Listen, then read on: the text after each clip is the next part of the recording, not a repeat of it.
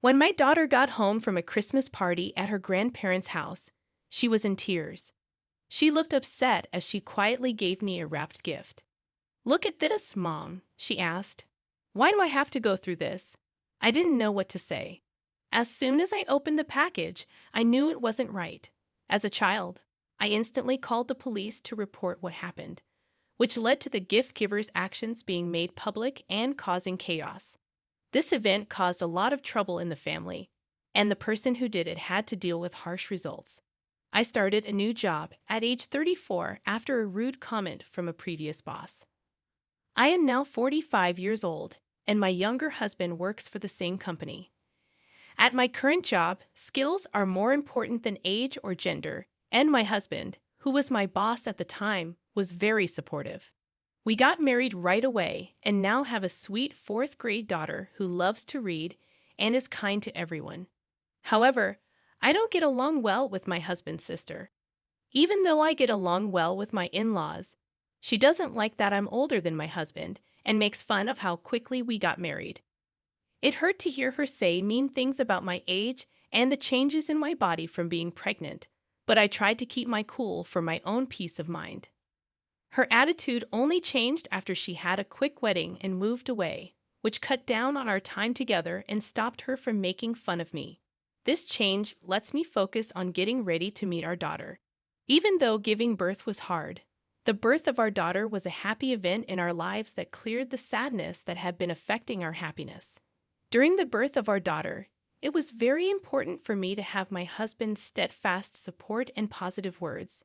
When she cried for the first time in the delivery room, his thanks and appreciation for my work made us both cry tears of joy.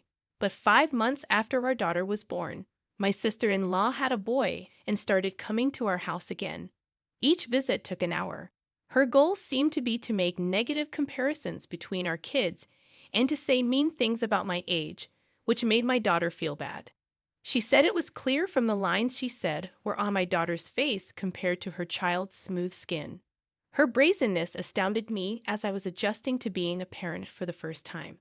She wouldn't bring any baby necessities with her, but she would leave with diapers and formula, saying she didn't want to run out. This action really confused me. It seemed like the main reason she came was to put me down and then take goods, like it was her right. Because of her husband's job, they had to move to a different state, so she stopped visiting. This brought some peace for a short time, until our daughter started grade school and found out that her cousin was also there. Even though our family relationships were tense, our daughter and her cousin became close friends. She took care of him because she was older, nicer, and more honest. He became well-liked by his friends. They were in the same class by the 3rd grade, and my daughter got praise for a reading review she did over the summer. It was even printed in the local newspaper. Family and friends were talking about this accomplishment, especially when I visited my in-laws.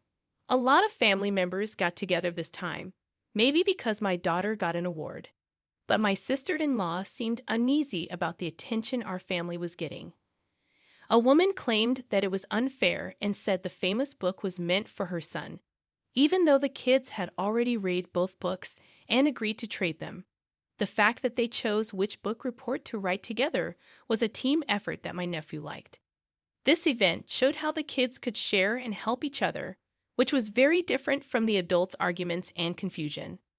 My nephew really liked the book my daughter read first, so she was kind and let him pick it out. When I told my sister-in-law this story, she wrongly thought I wrote the award-winning reflection for my daughter. She may have remembered that I liked writing books in college, which she probably got from my husband and didn't tell me. She was also spreading lies at school about me, saying that I had used my personal ties with the competition judges to give my daughter's entry an unfair edge.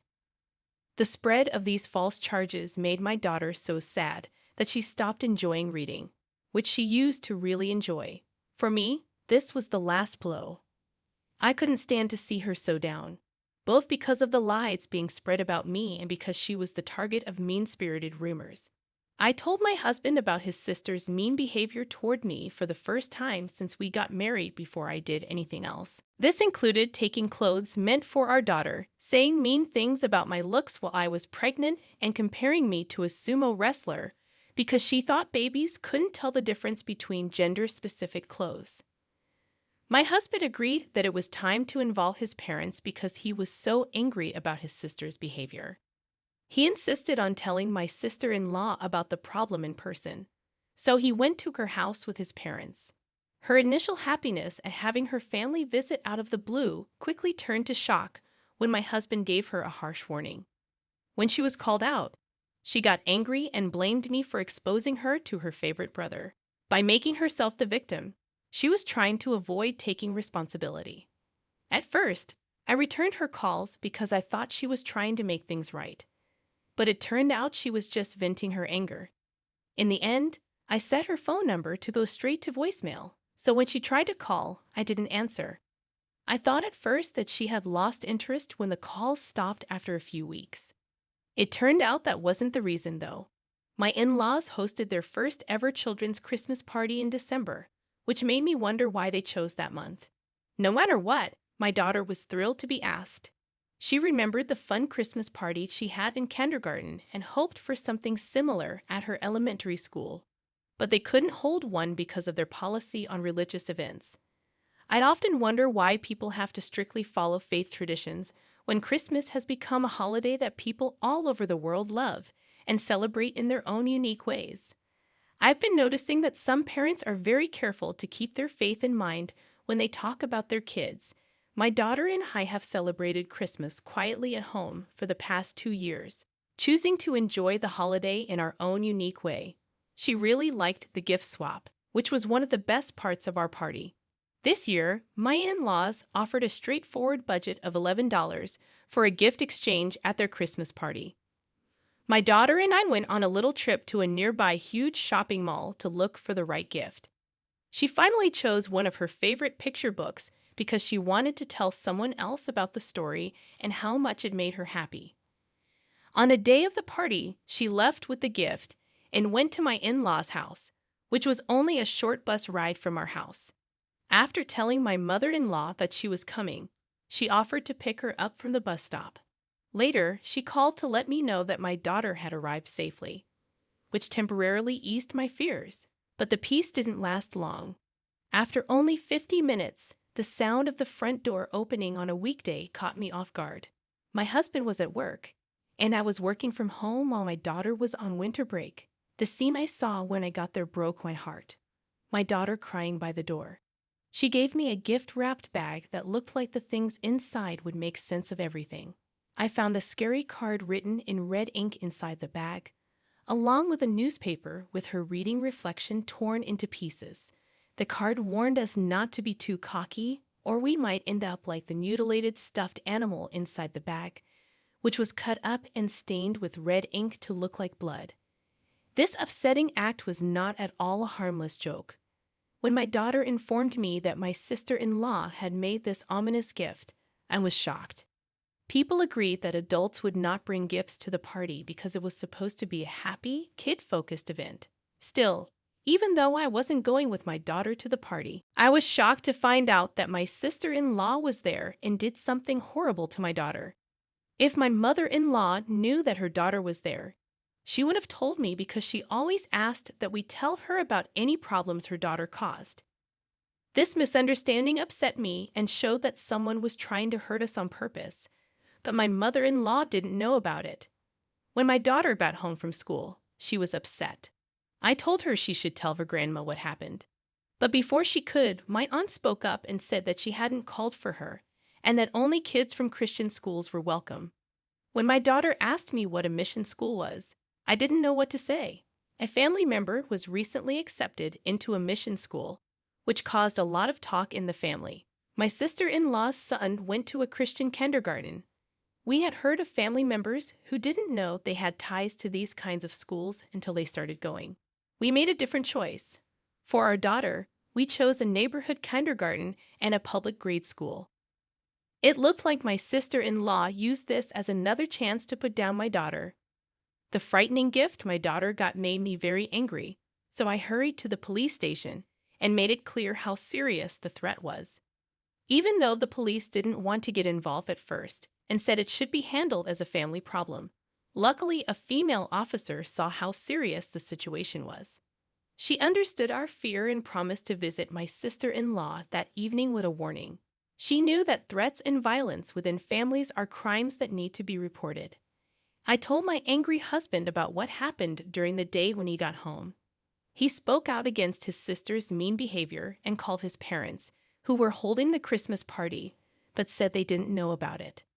They thought my sister-in-law might have broken in through a back door that wasn't locked while my mother-in-law was busy with other things.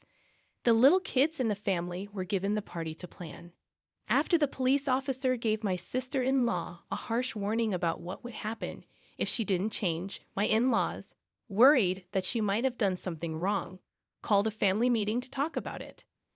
My sister-in-law and her husband showed up late to the meeting at my in-laws' house. She was clearly upset and not sorry about the police presence, and her husband didn't seem to know what the meeting was for. This situation made the problem seem even worse, which led the family to talk about how to move forward and deal with the root problems.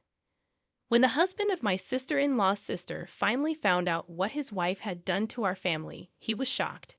Before that, he had no idea how bad things were. When he apologized to us, he seemed truly sorry, which was very different from my sister-in-law, who stayed stubborn and refused to say sorry. Everyone remained silent as she argued that the fact that the police did not arrest her proved her innocence, which was difficult for us to comprehend. Surprisingly, he told her he was going to divorce her. No one saw any outward signs of trouble in their marriage, so this news shocked everyone. He gave a history of putting up with her behavior, which had gone from ignoring housework and child care to making people afraid because she wasn't paying attention. Her concern with how she looked led her to make a lot of moves that weren't necessary. She didn't do these things because it was necessary for her job. Rather, she did them because she was vain and wanted to maintain a certain social status. She often said that their moves were okay because she had high hopes for their son.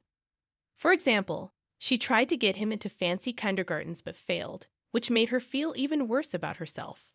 In the end, they chose a public school because that's what their son wanted. Even though his wife didn't want to at first, her father supported the choice. The husband's decision to divorce her wasn't a spontaneous one. Rather, it was the result of years of resentment that her most recent abuse had exacerbated. When she heard about the divorce, my sister-in-law was caught off guard. She tried to say sorry, but it was weak and seemed like a last-ditch effort to fix things by saying they were just jokes or pranks. But her actions, especially the mean message she sent to a child, were too serious to be laughed off. This kind of behavior, which could make even adults scared, was unacceptable and showed how trust had been broken in the family forever. I talked to her about it and pointed out how different her actions were from what a caring mom would do. I told her, just because you're a parent doesn't mean you automatically have parental instincts. I meant to show that her behavior was very different from what someone in that job should do. When my husband saw her crying, he told her very clearly that crying wasn't going to help. She shouldn't think that pity will make people forgive her, especially since she is old. She kept crying even though she didn't do anything wrong and wondered why she was being blamed. She even said that the family didn't like me because I was married to her brother, which made it sound like the problem was with me being older than her. The fact that she didn't understand how bad her actions were left us all speechless. My husband was especially shocked that she didn't get it. There was a lot of unsolved stress in the room, so the conversation stopped all of a sudden. Her husband had to take her home. She refused to accept responsibility for her errors, which harmed the divorce process later. It wasn't until her son told her the truth about the Christmas party that things changed, and she reluctantly agreed to the divorce. Her son told his friends about the scary gift exchange he saw, especially the upsetting picture of a stuffed animal that was smashed and stained with red that looked like blood. People at school heard about the statement very quickly, which made both teachers and parents worried.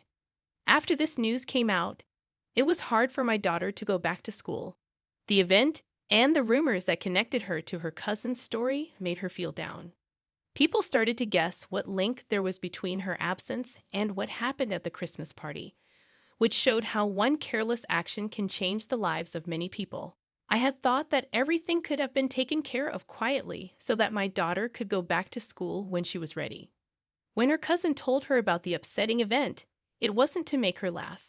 It was a desperate plea for his mother to stop doing what was hurting him. When her husband saw how these revelations affected people, he felt he had to speed up the divorce process and agreed to her terms just to end their split. By that time, she was really well known in the neighborhood for being scary around kids, which made her friends avoid her and even neighbors dislike her. She felt stuck and shamed, so she saw the split as a way out. She thought that going back to live with her parents would make her feel better, but her ex-husband was adamant about keeping custody of their son, and she didn't fight the decision.